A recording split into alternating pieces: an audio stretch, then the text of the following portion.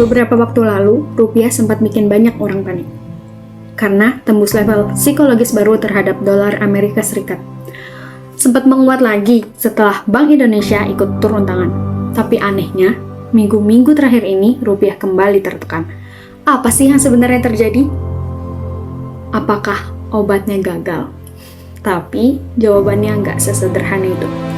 Jadi mari kita bongkar racikan painkiller Bank Indonesia dan kenapa gejalanya terus kambuh meski obatnya berkali-kali diminum. Jadi, rupiah melemah bukan tanpa sebab.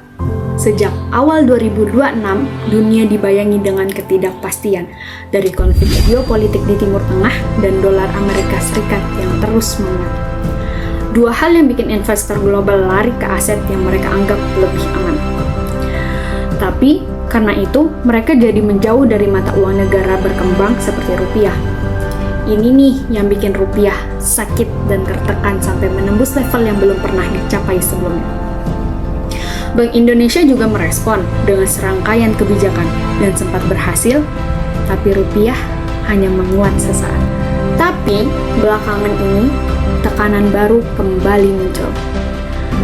Apa itu? Karena adanya defisit neraca dagang, pelemahan sektor manufaktur, sampai peringatan lembaga rating soal cadangan devisa. Nah, karena hal itu, rupiah jadi kembali melemah. Nah, ini justru kunci dari apa yang mau aku jelasin hari ini. Gejala bisa mereda, tapi hanya sementara. Sedangkan, kalau penyakitnya nggak dihilangin, dia akan kembali kambuh. Racikan pertama, menaikkan suku bunga acuan atau BI rate.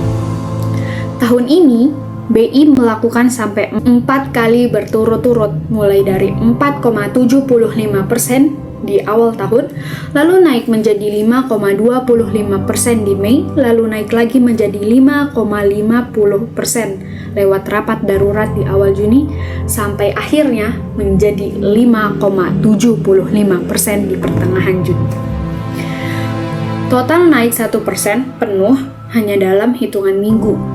Coba bayangkan, jika BI rate seperti jangkar kapal. Semakin berat jangkarnya, semakin sulit kapal terseret arus.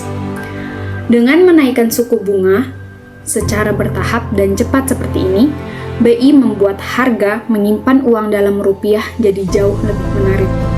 Sehingga investor lebih betah menahan dananya di sini.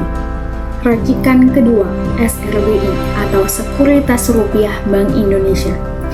Nah, hal ini tuh semacam magnet yang sengaja dipasang oleh Bank Indonesia dengan imbal hasil menarik supaya dana asing yang biasa disebut dengan hot money mau parkir sebentar di Indonesia. Dan magnet ini bekerja. Sistem kerjanya di pertengahan Juni 2026, total SRBI yang beredar mencapai lebih dari 1.000 triliun rupiah dengan hampir seperempatnya, sekitar 23%. Nah, hampir seperempatnya ini dipegang oleh investor asing. Semakin deras dana asing masuk lewat SRBI, maka semakin banyak pasokan dolar di pasar, dan itu akan membantu rupiah bernafas lebih lega. Yang ketiga, insentif hedging swap. Nah, hal ini tuh seperti memberi payung ke investor asing supaya mereka nggak takut kehujanan. BI bahkan memberi diskon sampai 10% dari biaya lindung nilai yang biasanya ditanggung investor asing. Dengan insentif ini, mereka bisa mengunci resiko nilai tukar di muka dengan biaya yang lebih murah. Jadi, meski rupiah bergejolak sangat tajam, mereka akan tetap merasa aman untuk menyimpan dana di Indonesia dan gak perlu buru-buru untuk kabur. Racikan keempat, akses repo perbankan. Saat likuiditas mengetat karena banyak dana ditarik untuk stabilisasi kurs, maka bank-bank domestik bisa kehabisan nafas kalau enggak dibantu. Nah, inilah Bank Indonesia memberi bantalan dana tunai lewat mekanisme repo. Kayak semacam nafas buatan sementara gitu. Supaya apa? Supaya perbankan kita tidak ikut kolaps hanya karena efek samping dari kebijakan yang lain. Racikan kelima, intervensi langsung BI di 3 pasar sekaligus. Pertama ada pasar spot, kedua pasar DNDF, dan ketiga ada pasar surat utang negara. Jadi, ini yang disebut dengan triple intervention. BI turun tangan langsung untuk membeli rupiah dan menjual dolar di berbagai lini. Jadi, BI turun tangan langsung untuk membeli rupiah dan menjual dolar di berbagai lini. Supaya apa? Supaya tekanan pelemahan bisa diredam dari banyak arah sekaligus. Jadi, bukan cuma di satu titik. Kelima kebijakan ini punya satu kesamaan. Semuanya sama-sama bekerja dengan cepat untuk meredakan gejala. Begitu diterapkan di pertengahan Juni lalu, kepanikan pasar sempat mereda. Kurs berlangsung stabil dan investor kembali tenang. Tapi, coba kita lihat apa yang terjadi di beberapa minggu kemudian. Di awal Juli ini, rupiah kembali tertekan dan mendekati level sebelumnya.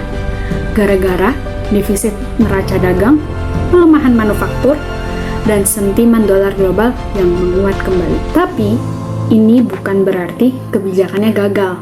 Namun, justru ini menjadi bukti paling nyata dari apa yang mau aku sampaikan.